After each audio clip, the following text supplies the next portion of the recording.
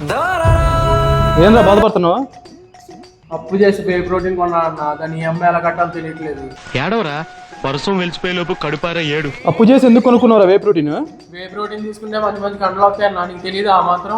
Whey protein తీసుకుంటే body వచ్చిందని ఎవరు చెప్పారా నీకు? చిన్న ఫ్రెండ్స్ అందరూ ప్రోటీన్ వాడి బాడీలు పెంచుతారన్నా. ఏది వే ప్రోటీనా? అవును. సరే ఒకసారి మనం పోయి డాక్టర్ కనుక్కుందా. నాకు చిన్న డౌట్ వచ్చింది డాక్టర్. చెప్పండి.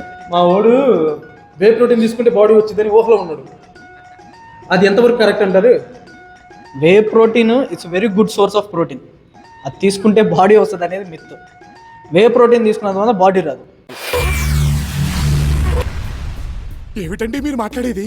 వే ప్రోటీన్లో 25 గ్రామ్స్ ఆఫ్ ప్రోటీన్ ఉండేది, ఓకేనా? ఆ 25 గ్రామ్స్ ఆఫ్ ప్రోటీన్ తీసుకొని నీ బాడీ వస్తుంది అనుకుంటే ఎట్లా?